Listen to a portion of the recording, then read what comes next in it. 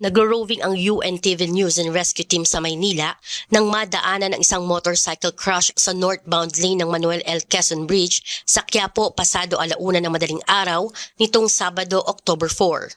Nadatnan ng grupo na nakaupo sa gilid ng kalsada ang rider na agad namang inassess ng team upang makita ang injuries na natamo nito.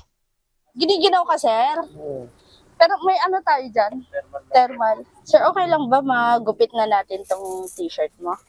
Para makita natin kung ano yung sakit. Nagtamo ang rider ng mga gasgas sa ulo, kaliwang balikat, magkabilang tuhod at kaliwang siko. Agad naman itong inilapatan ng pangunang lunas ng UNTV News and Rescue Team. Pumunta kayo ngayon dito sa Quezon Bridge. Na-aksidente ako. Bilisan nyo. Pauwi na sana galing trabaho ang 25 anyos na lalaki nang mangyari ang aksidente. Matapos mabigyan ng paunang lunas at mamonitor ang vital signs ng pasyente, ay dinala na ito sa Jose Reyes Memorial Medical Center.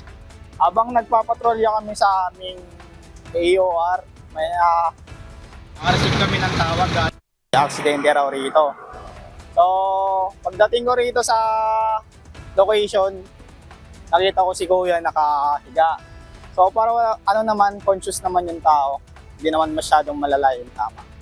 Sa mga nangangailangan ng agarang tulong sa panahon ng aksidente o sakuna, makipag-ugnayan po sa UNTV NAR Hotline 8911 UNTV o 8911-8688.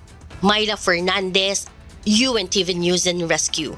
Diyos ang aming sandigan, serbisyo publiko ang aming pinahahalagahan.